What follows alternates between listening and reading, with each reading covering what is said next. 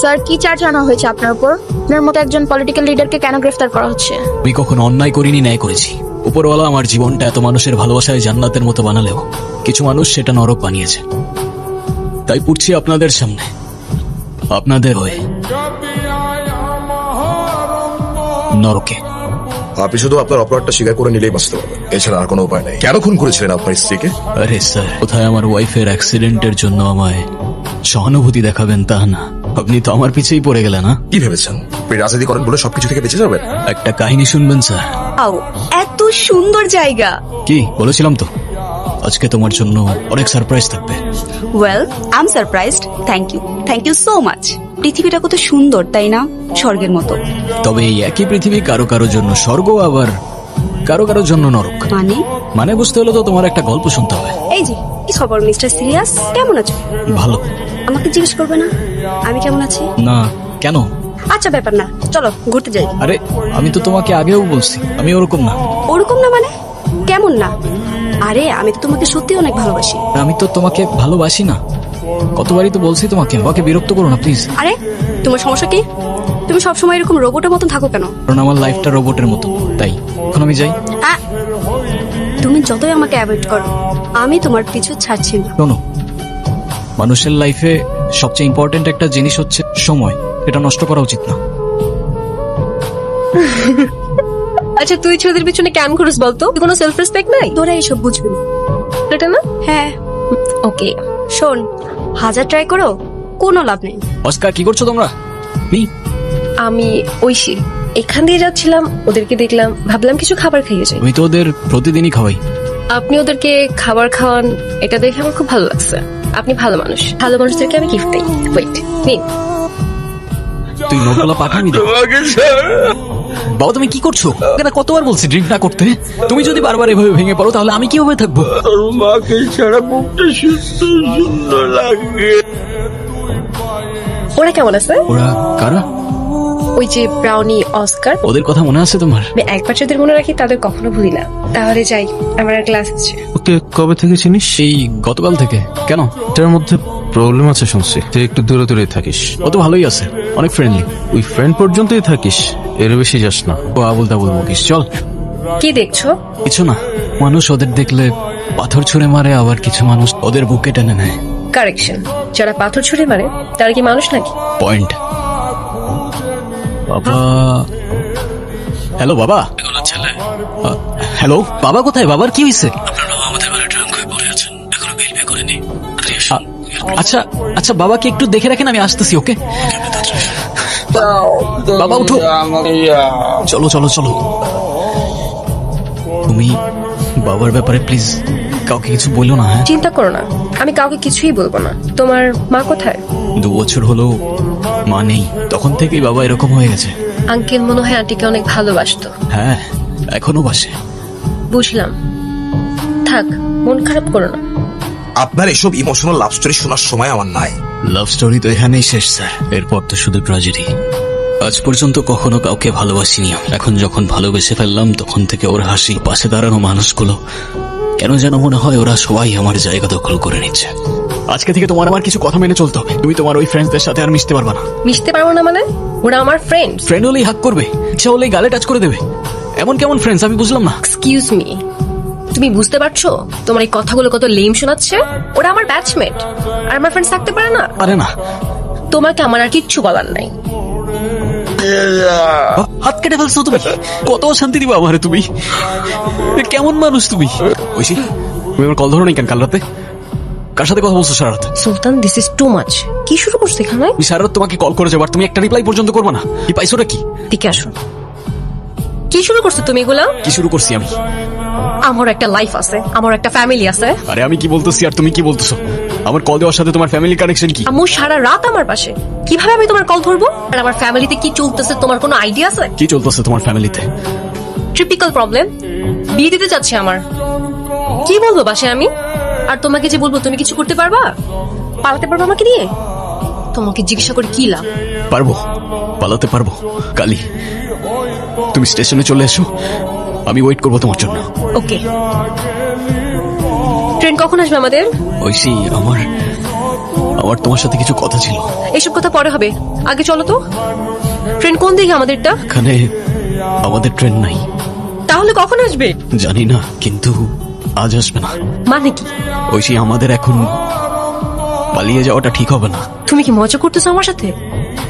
দেখো, আমি এখন একদমই মজা করার মুডে নাই। মজা না, আমি সিরিয়াস।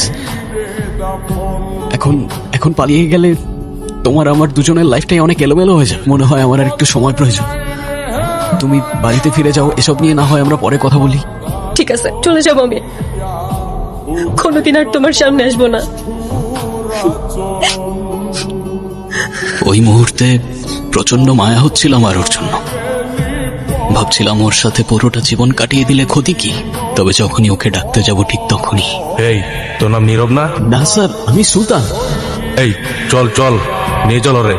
স্যার, আমি কিছু করি নাই তো স্যার। স্যার, আমার ঐশীর সাথে কথা বলতে হবে স্যার, আমাকে ছেড়ে দেন, আমি নির্দোষ স্যার। চলো চলো, নার্সারিতে ড্রাগ সাপ্লাই করস, যুব সমাজরে নষ্ট করস, আবার বলস কিছু করস নাই। শালা তোদের কারণে এই দেশটা শেষ হয়ে যেত। আর আমি কিছু করি নাই স্যার, আমি তো স্টুডেন্ট স্যার। চলেই খালি স্টুডেন্ট। রাখে স্যার। অবৈধ ড্রাগ সেবন বহন সহ যা যা আছে সব দিয়ে একটা কেস রেডি করতো। Okay sir. শালা এবার ছেলে কোচাবো। কিরে, বাবা আসে নাই? কিরে, কি হয়েছে? চল। হ্যাঁ, কি হবে? কারোর সাথে কথা বলতো না, ঠিক মতো খাওয়া দাওয়া করতো না, প্রায় 2 মাস আগে স্ট্রোক করছে। তুই এমন সিচুয়েশনে ছিলি, তাই তোকে জানানোর সাহস করতে পারিনি। আর ঐশী? ঐশীর বিয়ে হয়ে গেছে, যেখানে আছে ভালো আছে, হয়তো এতদিনে তোকে ভুলেও গেছে। ওর সাথে কি একবার দেখা করা যাবে? আমি কোনো কথা বলবো না, জাস্ট দূর থেকে দেখবো রে, ব্যাস। নেক্সট উইক আমাদের ব্যাচের কয়েকটা ডিপার্টমেন্টের রিইউনিয়ন, অনেকেই আসবে, হয়তো ঐশীও আসবে। তুই চাইলে ওর সাথে দেখা করতে পারিস, পরে আমার মনে হয় না ওর সাথে দেখা করা ঠিক হবে।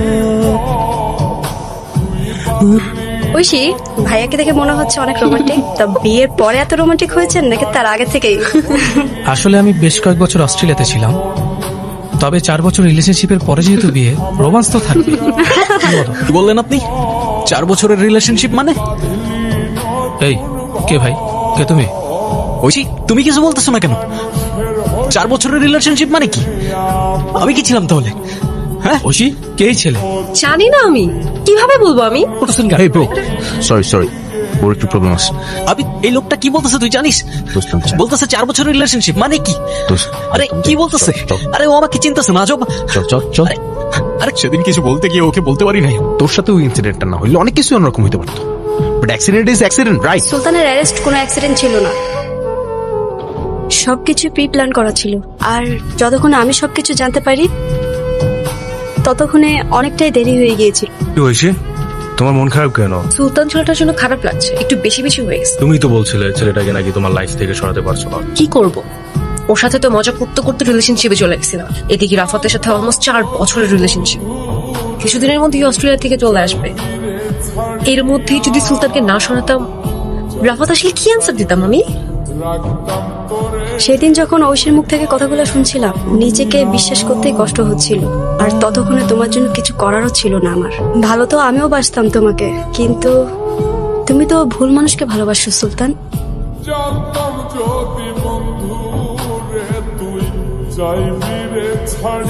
হ্যালো, তাড়াতাড়ি আসো, আমার একা একা ভয় লাগছে। আচ্ছা ঠিক। সুলতান, তুমি? এখন চিনতে পারছো? তখন তো চিনতে পারছিলে না, ভুলে গিয়েছিলে। পারবে না, ভুলতে দেব না। যে নরকের খেলা তুমি আমার সাথে শুরু করেছিলে তার শেষটা আমি করব। সুলতান, থামো, কি করতেছো তুমি? আজকে থেকে প্রত্যেকটা দিন, প্রত্যেকটা মুহূর্ত কাউন্ট করতে থাকো, কারণ এবার তোমার নরকে যাবার পালা। তুমি আসছো, চলো। হাতে কি হয়েছে? আরে আসছিলাম, হঠাৎ একটা আননোন নাম্বার থেকে কল আসে। কিছু বুঝে ওঠার আগেই পেছন থেকে একটা গাড়ি এসে লিটারেলি ধাক্কা দেয়। কি একটা দেশে বাস করি যেখানে আমাদের লাইফে কোনো সেফটিই নাই। আচ্ছা যাও, ফ্রেশ হও। ওকে। হ্যালো, কে বলছেন? আমি রাফাতের বন্ধু, শুনলাম অ্যাক্সিডেন্ট হয়েছে, সব ঠিক আছে তো ভাবি? হ্যাঁ, সব ঠিকই আছে, ব্যান্ডেজ করে আসছে, তেমন কিছুই হয়নি। করিনি তাই হয়নি, করলে আজ আর বেঁচে ফিরতো না। মানে? হ্যালো, কে? যে ভাবছো ঠিক সে বলেছিলামই তো, এবার তোমার নরকে যাবার পালা। দেখো, এভাবে চলতে পারে না, এভাবে আমি আসতে পারবো না। আমাদের একটা সলিউশন করা উচিত। বলো কি বলতে চাও? সুলতান, আই এম সরি। আমি তখন বুঝতে পারছিলাম না কি করব, কিন্তু এখন এসব আতঙ্কে আমি থাকতে পারছি না। তুমি তো আমায় ভালোবাসতে, প্লিজ মাফ করে দাও। তুমি আমার সাথে চিট করতে পারলা কিভাবে ঐশী? চাইলেই কি এত সহজে ভুলে যাওয়া যায়? আমি তোমাকে মাফ করতে পারবো না ঐশী। আমি জানতাম তুমি আজকে আমাকে মেরে ফেলবা। জানতেই যখন তাহলে আসছো কেন? এটা দেখতে যে আমি যাকে এত ভালোবাসতাম সে আমার চোখের থেকে তাকিয়ে কিভাবে আমায় মেরে ফেলতে পারে। তারপর তারপর তারপর আর কি, ছেলেটা মারা গেল, ঐশী চলে গেল, ব্যাস কাহিনী শেষ, দি এন্ড। কিছু একটা মিসিং মনে হচ্ছে। কোনো সমস্যা নেই, আমার কাহিনী আমি চেঞ্জ করে দেব। এন্ডিংটাই কি মিসিং লাগছে বলো তো? ছেলেটা তো বলেছিল এবার মেয়েটা নরকে যাবার পালা, কিন্তু মেয়েটা তো কিছুই হলো না। কে বলেছে কিছু হয়নি? তোমাকে আমি মাফ করতে পারবো না ঐশী।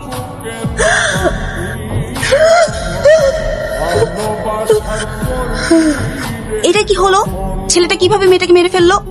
ছেলেটা তো মেয়েটাকে ভালোবাসতো। তাহলে ছেলেটার কি করা উচিত ছিল? ক্ষমা করে দিয়ে আরেকটা সুযোগ দিয়ে সবকিছু নতুন করে শুরু করা উচিত ছিল। আমিও প্রথমে তাই ভেবেছিলাম, তারপর ভাবলাম শিরক তো সৃষ্টিকর্তাও মাফ করে না, আর আমি তো সামান্য ইনসান, আমি করি কি করে? মানে মানে এবার তোমার নরকে যাবার পালা। সুলতান, সুলতান, সুলতান, সুলতান, সুলতান যেও না, সুলতান, সুলতান যেও না।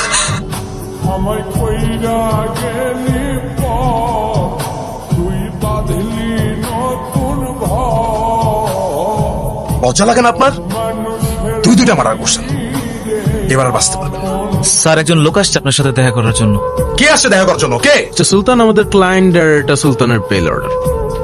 বেল পেপার সব ভালো করে চেক করে দেখেন। ওর বেল অর্ডার? কিন্তু ওর তো বেল অর্ডার কথা না, ও তো একটু নিজের মুখে স্বীকার করছে ও দুজন মানুষকে খুন করছে। কোন প্রমাণ আছে স্যার? আর আমার ক্লায়েন্ট তো এরকম গল্প অনেকেই শোনায়, আর এটা তো পুরো দেশ জানে, আপনি জানেন না স্যার? তুই আমার হাত থেকে বাঁচতে পারবি না সুলতান। জন্ম মৃত্যু তো সৃষ্টিকর্তার হাতে, তবে তার ইচ্ছা এবার তোর নরকে যাবার পালা।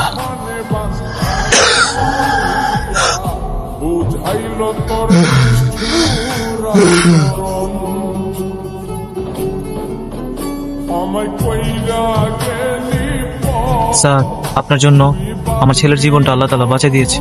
আমি আপনার কাছে সারা জীবন কৃতজ্ঞ থাকবো। যদি এই অদমকে কোনোদিন প্রয়োজন মনে করেন স্যার, আমাকে অবশ্যই স্মরণ করবেন। আমি আমার জীবনকে ধন্য মনে করব।